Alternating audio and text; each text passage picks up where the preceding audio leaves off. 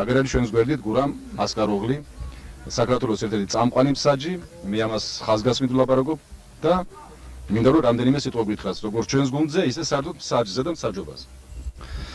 მე რა თქმა უნდა, მსაჯებზე ვილაპარაკებ, გუნდის საქმე ჩემი სამსახური არ არის. მე მარტო მაგით ვარ მოხარული, რომ მე მომიწია მსაჯობა ისეთი მსაჯების გვერდზე, როგორიც არიან ანატოლი მინჩენკო, მალხაზ კობიაშვილი, უშანგი ფურცელაძესთან მომიწია მსაჯობა და კიდევ მუშაობ ისეთ ხალხთან, რომ მით უფრო უკეთესია მაგ ხალხთან რომ გავიცანი და რა ვიცი, ალბათ მე მინდა რომ წელს ჩემი ერთ-ერთი მიზანი არის FIFA-ს არბიტრი გავხდე. მაგის საშუალებას ალბათ ოქტომბრის შუა რიცხვებში გეტყვით.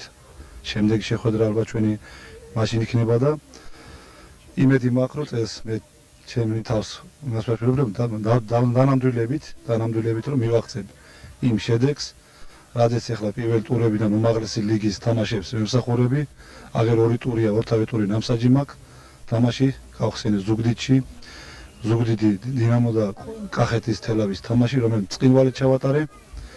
ადგილობრივმა გუნდმა მოიგო 2-1, მატჩის კომისარმა ილიამ ჭედრიშვილმა დამიწერა 8-0.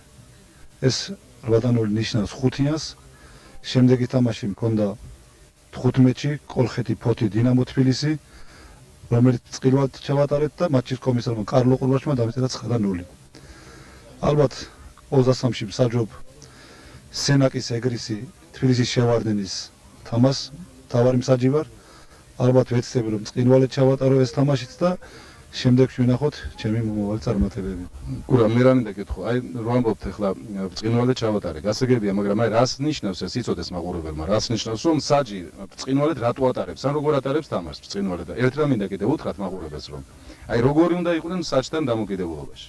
როდეს ახსენე მე გეტყვით ერთ რამეს რომ წინვალი მსაჯობა ის არის რომ არც ერთ გუნდის მიხმარება არ შეიძლება. ეს მიხმარება ის ზოგმაიც 5% ადგილობრივ გუნდს, 2% სტუმრებს არა. მსაჯობა, როცა ჩესნათ იმსაჯებ, პატიოსნათ იმსაჯებ, ეს იმას ნიშნავს, რომ წინვალი მსაჯობა არის.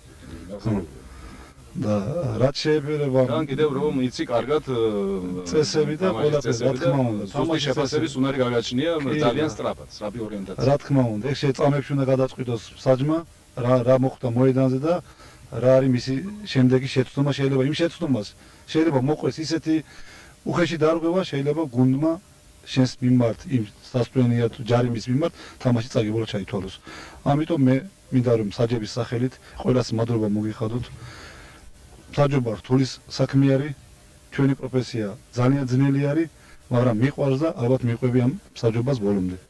კიდე ძალიან ბევრი საერთაშორისო თამაშები ჩავატარე შარშან წინ ტურნირებზე ვიყავი და იქაც შედეგი უკეთესია და ვეცდები რომ წელს გავამართლო კარელელების იმედი. ერთი ცოტა ისეთი შეკითხვა უნდა მოგცე, რომელსაც შეიძლება არ ელოდები და არც ჩვენი დამსწრები ელოდებიან. თუ ყოფილა შემთხვევა და შეიძლება იქნებოდა რომ გადმოდიან სტადიონზე მაყურებლები, ესე იგი უკმაყოფილორი არიან გარკვეულად იმის მიუხედავად რომ კარგად იმსაჯე, მაგრამ მაინც უკმაყოფილონი არიან და მოდიან შენსკენ. შიშის გზნობა გიჩნდება მაშინ.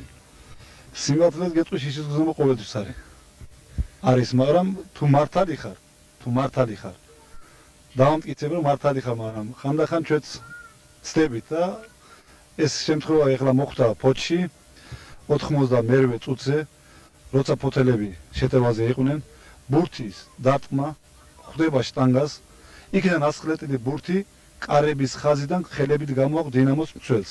ეს არის კობიაშვილი, მაგრამ მატჩის არბიტრიც მალხაზ კობიაშვილია და ნიშნავს 11 მეტრიანს, მაგრამ მალხაზას ის ფეხბურთელმა გაიგდო. ვინან ხელით თამაში აკრძალულია ფეხბურთში. გასაგებია.